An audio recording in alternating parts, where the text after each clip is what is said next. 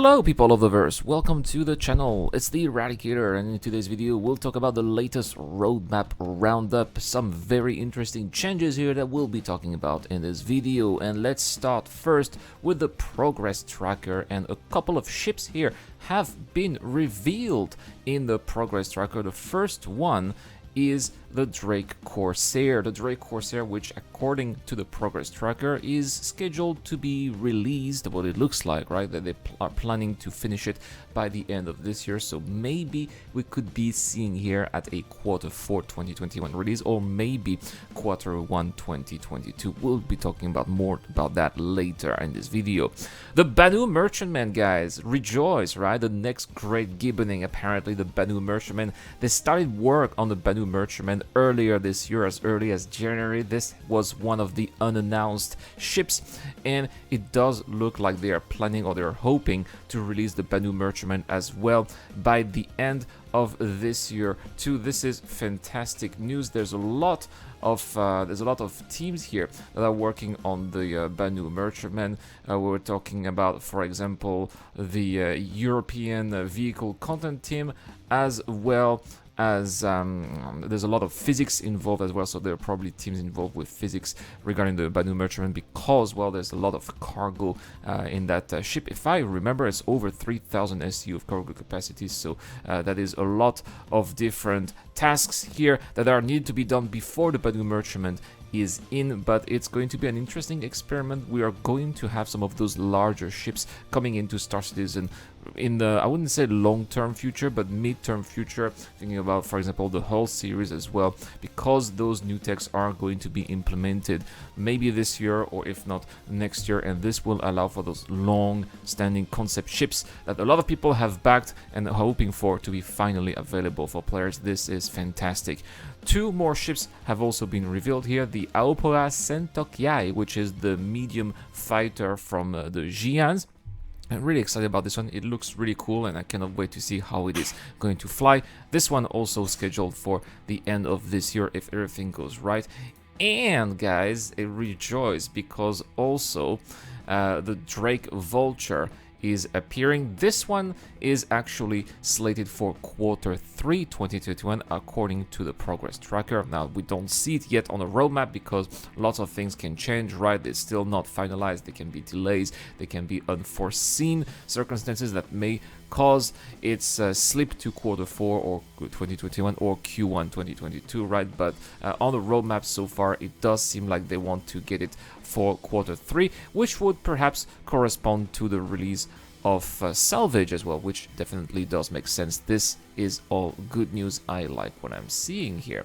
Now, there are a couple of other things here, obviously, from that progress tracker that have moved a little bit. The vehicle door improvements here. This is an update for the implementation of doors, and especially, guys, a long-standing annoyance that has been in the verse since actually the very first days of 3.0. They are going to allow ramps to align with terrain. That means that no longer will we be stuck outside of the ship just because we can't jump high enough to get on the ramp, right? This has happened to me plenty of times, and with this tech, well, they're going to allow those ramps to align with terrains, and hopefully, right, we'll be able to get in our ships more often than what we have been able to in the past because of the terrain. And we are also seeing here life support tier 0. Now, this is something that they've hinted a couple of times in the past when they talk about air in ships, right, or the room system. This is going to be its implementation in the game, right? So that's going to be the implementation of the first iteration of onboard life support systems in ships, which entails a ship components that generate air when turned on, and management of said life support components within the vehicle loadout manager.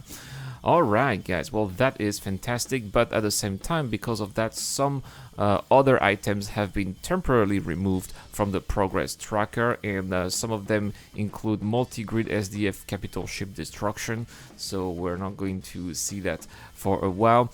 The next one is a bummer for me, because this is something that I believe is going to really improve performance quite a lot. Cooling streaming exterior/interior ships, which is basically the game not streaming interior ships if you are not seeing them, right? Even if they're around you. You don't need your client, you don't need the game to consider the interior of the ships if you're not looking at them because you are on the outside of the ship or because you are fighting that ship, right? That tech, unfortunately, is being delayed further. The animated dashboard state as well, and the M50 engine swap, which I don't know, nobody cares about that, right? I don't know.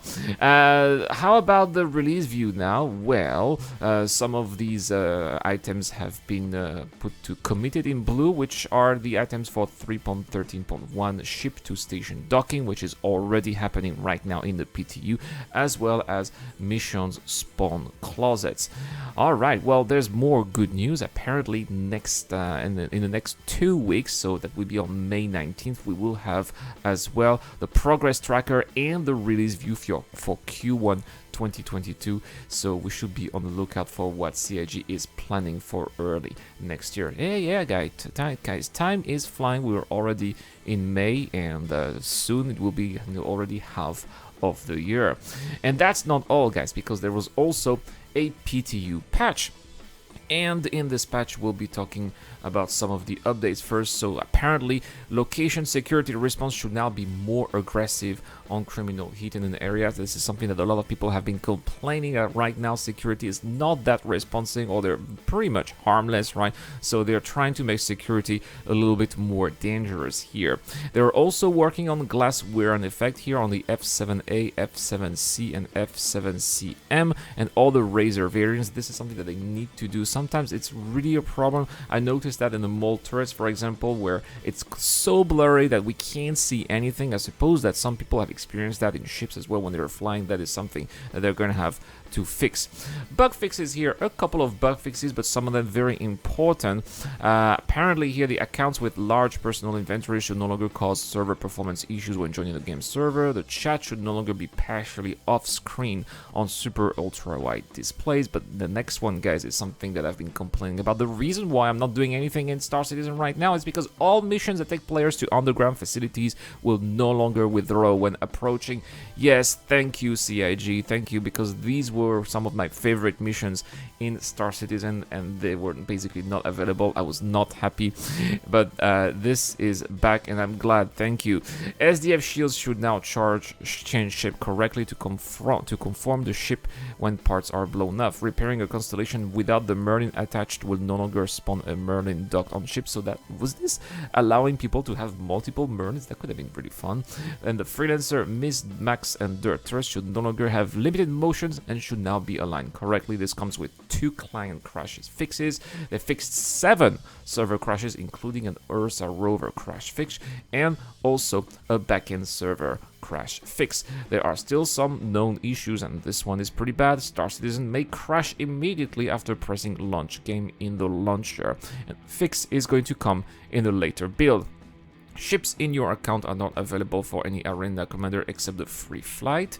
Customization made on the RSI websites are missing for the 300 series. We know that, right? There's a long delay between pickup, storing, and storing of FPS mightable and harvestable. And pretty much all of the other bugs here are the same, right? Elevator at Grimex fails to complete animation, and the elevator can lose functionality. Elevator in Lorville Spaceport has invisible collision, right? So they have quite a few annoying bugs here regarding elevators.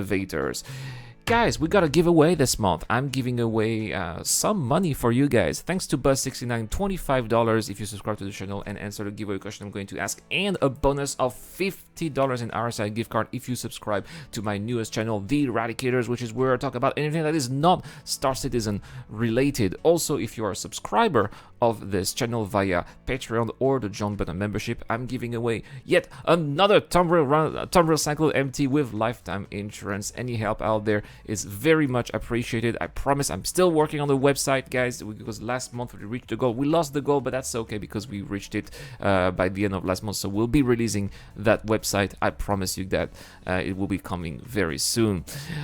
And yeah, so that giveaway will be on Discord. If you are a supporter of the channel, you should have access to my Discord channel. That's all for this video, guys. Have a wonderful day. I'll see you guys tomorrow. We'll be talking about Inside Star Citizen. There's also a lot to talk about with the monthly report, which was out, and I'll be making another video about that in the next coming days. I'll see you guys next time for more content. This is the Eradicator. I'll see you guys later. This video is brought to you by the people who support this channel on Patreon and via the join button as well. Supporters of the channel get access to lots of cool perks such as access to my private Discord, your question answered in the show, you get to know when I'm going to play, and also you get to have a chance to influence the editorial line of the channel. Any help is appreciated, starts at just $1 a month. Thank you very much for watching. This is The Eradicator, and I'll see you guys later.